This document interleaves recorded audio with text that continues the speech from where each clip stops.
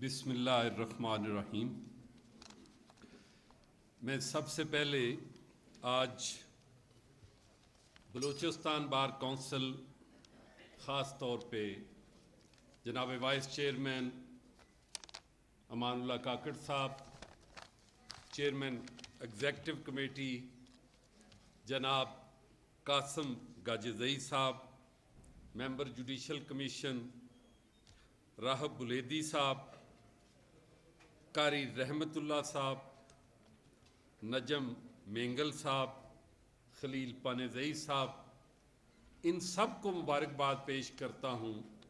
अयूब तरीन साहब कि इन्होंने आज की इस कॉन्फ्रेंस की मेज़बानी की और पाकिस्तान भर से अपने तमाम नुमाइंदा वकला को आज मदऊ किया। उसके बाद मैं समझता हूँ कि हमारी क़यादत पाकिस्तान बार कौंसिल में हमेशा अपनी बार कौंसिल के इलेक्टेड वाइस चेयरमैन को मैं वकला का वज़ीर आज़म कहता हूँ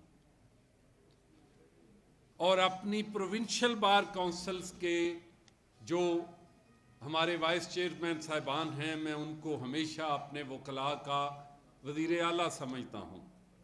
इसी तरह जनाब हारून रशीद साहब हमारे vice chairman Pakistan bar council, मोहतरम चेयरमैन एग्जेक्टिव हसन रज़ा पाशा साहब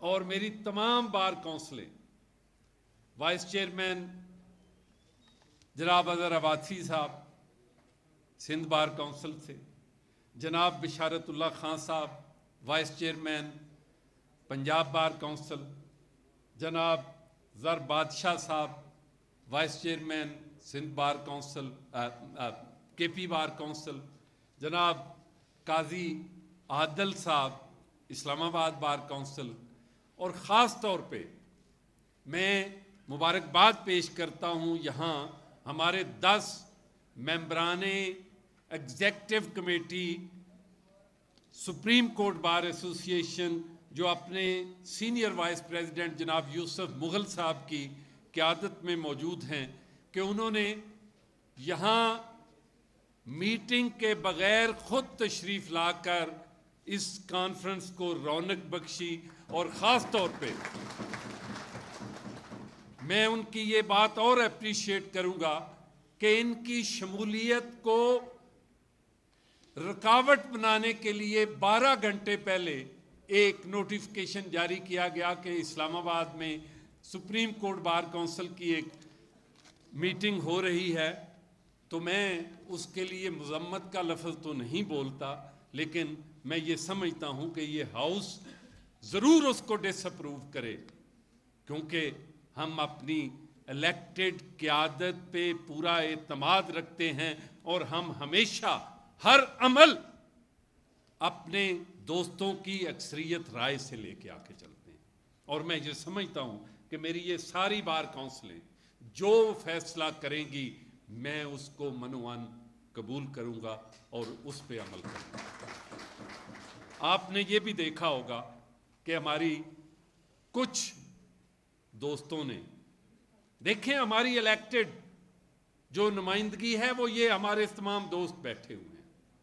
हमारे प्रेसिडेंट क्वेटा बार एसोसिएशन जनाब आबिद काकड़ साहब और secretary high court bar association Shahid रसूल साहब, उनकी मौजूदगी को भी एक्नॉलेज करना चाहता हूँ कि वो भी यहाँ मौजूद हैं। इसलिए तमाम की तमाम मुल्क की इलेक्टेड क़यादत और आप कुछ दोस्त हमारे जिन्होंने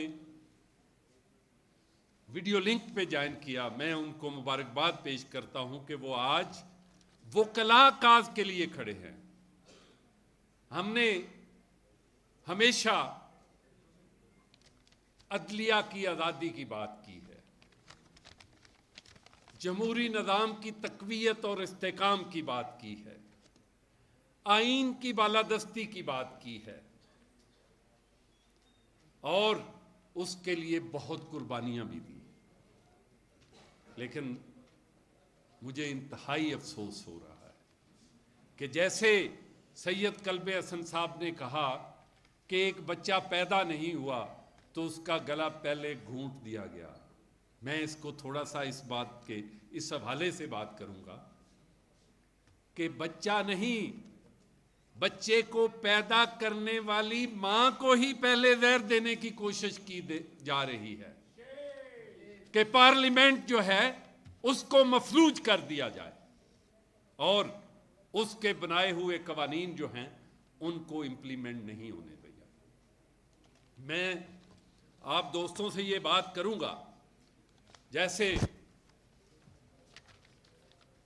मेरे एक स्पीकर मेरे छोटे भाई सलीम लाशारी साहब भी वो कुछ बात इस तरह कर रहे थे, मैं हुसैन के साथ हूं पर यजीद बुरा भी नहीं था, बुरा यजीद भी नहीं था।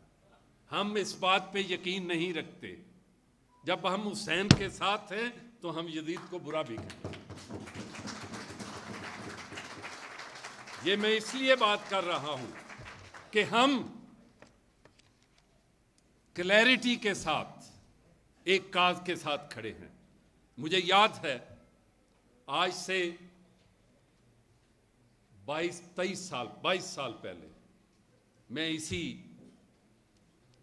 बार काउंसिल के अजलास में यहाँ ही कन्वेंशन में आया था, लेकिन वो कन्वेंशन डिस्ट्रिक्ट बार में हुआ था। वाइस चेयरमैन थे हादी शकील साहब थे और उस वक़्त कंडरानी साहब को पता है 3 हमारे मेंबर्स जो बार काउंसिल के थे उनका अजलास नहीं बुलाया जा रहा था मरहूम अशरफ तनोली साहब, ताकि अक्सरियत जो है वो अपना वाइस चेयरमैन और चेयरमैन एग्जीक्यूटिव कमेटी इलेक्ट ना कर सके। अकबर बलोच साहब थे, ज़हूर शहबानी साहब थे, शोई शरीफ साहब थे, कंडरानी साहब मौजूद थे। तो उस वक़्त हमने ये यहाँ के लिए ही अनाउंस किया था कि अगले महीने की 6 जून तक अगर इलेक्शन जो 8 महीने से नहीं हुआ, जो जमहूरियत का कत्ल किया जा रहा है, तो हम गवर्नमेंट के उस शख्स को बाहर फेंकेंगे। और ठीक अगले हफ्ते में वो इलेक्शन भी हो गया था। और इसलिए आज मैं फिर आपके साथ ये यादा करता हूं कि हमें ये वो हकूक हैं जिनके लिए हमने पिछले 23 साल से ये जिदोजहद की है। ये आज के सुप्रीम कोर्ट ने नहीं, मैं ये समझता हूं लोग कहते हैं जी टाइमिंग ठीक नहीं है, भाई देर आए दुरुस्त आए। ये कौन वकील कहता है कि सुप्रीम कोर्ट में जो बेंच बनाना है वो 4 जज जो हैं उसको यरगमाल बनाए रखें? कौन वकील कहता? हर वकील ये चाहता है कि ये इसको इंस्टीट्यूशनलाइज कर दिया जाए। बल्कि मैं ये समझता हूं कि इसमें बड़ा दिल करने के लिए मोहतरम हमारे मौजूदा चीफ जस्टिस ऑफ पाकिस्तान जो हैं उन्होंने तो पौने 2 साल अपनी पूरी ताकत के बलबूते पर कानून चला लिया। तो उनको बड़ा दिल करके अपनी अनाज से ऊपर जाके चाहिए था कि ये अदारा इंस्टीट्यूशनलाइज हो रहा है, एक निज़ाम की तरगीब दी जा रही है। तो उस निज़ाम को बचाने के लिए अगर कानून आया है तो इसको वेलकम करते हैं। इस पे तो जस्टिस काजी फायद ईसा साहब को मोतरद होना चाहिए था। वो कह देते कि बात यह है कि मैं तो अभी चीफ जस्टिस बना ही नहीं, तो आप मेरी पावर क्लिप कर रहे हैं। लेकिन वो चीफ जस्टिस साहब जो पौने 2 साल अपनी पूरी तम तराक से अपनी मर्जी के मुताबिक उन्होंने 4 जजों से सुप्रीम कोर्ट चलाया है, वो भी अभी भी मोतरद है। इसलिए कि यहाँ लोगों की अनाएं आईन से बड़ी नजर आती है। वो झूठी अनाएं जो हमारे निज़ाम को बर्बाद करती हैं, वो मैं ये समझता हूं कि उन्हें हमें दफन करना होगा निज़ाम को चलाने के लिए। तो आपने देखा यहां बहुत सारे दोस्तों ने बड़ी तफसील से अपने ख्यालात का इजहार किया। तो मैं ये समझता हूं कि इस मौजूदा सूरत हाल में हमें वो तमाम प्रिवेंटिव मेजर्स लेनी पड़ेंगी जो इस मुल्क के आईन को बचाने के लिए, इस मुल्क के निज़ाम को बचाने के लिए और ख़ास तौर पे पार्लियामेंट की बालादस्ती के लिए हमें काम करना होगा। मैं बिल्कुल ये नहीं समझता कि हम मौजूदा हुकूमत की बात करते हैं या किसी जाने वाली हुकूमत की बात करते हैं। हम हमेशा आईन की बात करते हैं, आईन की बालादस्ती की बात करते हैं। आपने देखा कि ये आईनी बहरान कैसे शुरू हुआ, इस पे गौर किया जाए। आईनी बहरान शुरू हुआ तो एक पिटीशन लाहौर हाई कोर्ट में आई। एक जज साहब ने फैसला दे दिया आईन के मुताबिक कि 90 डेज में इलेक्शन होने चाहिए। उसके खिलाफ एग्रीव्ड पार्टी ने हाई कोर्ट के डिवीजन बेंच में अपील कर ली। इसी तरह एक अपील केपी हाई कोर्ट में चली गई, वहां भी यही मुतालबा था। क्या कोई जज, क्या कोई वकील ये कह सकता है आईन के मुनाफी के नहीं होना चाहिए? लेकिन हुआ क्या, हमारे मोहतरम 2 जज साहिबान ने, फिर वो कहेंगे कि जिनका डोमिसाइल उनमें से एक तो एबटाबाद का ही है,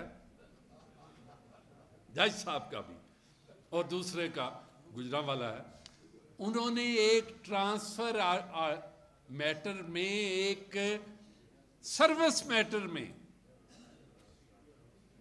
ये जुरिस्डिक्शन एस्यूम करके मोहतरम चीफ जस्टिस साहब को भेज दिया। जब उन्होंने भेज दिया तो उस पे चीफ साहब ने फिर बेंच बना दिया। तो अगर बेंच बना तो आप अपनी अदालत को यूनाइट रखने के लिए, तो बाकी 4 जज साहिबान ने ये नहीं कहा कि ये इलेक्शन नहीं होना चाहिए इस टाइम फ्रेम में। उन्होंने कहा कि आप हाई कोर्ट की ऑटोनॉमी को कॉम्प्रोमाइज नहीं करें। जब मैटर वहां पेंडिंग है, अपील में पेंडिंग है, तो आप उनको फैसला करने दें। लेकिन जब आप किसी पॉलिटिकल पार्टी के एजेंडा को प्रमोट करते हुए, आप किसी पॉलिटिकल पार्टी की ख्वाहिश पे आप पिटिशनर बन के 2 जज साहिबान ने जब ऑर्डर भेज दिया, तो मैं ये समझता हूं कि वहां हमारी अदालते उज़्मा की जानबदारी पे, गैर जानबदारी पे दाग लग गया।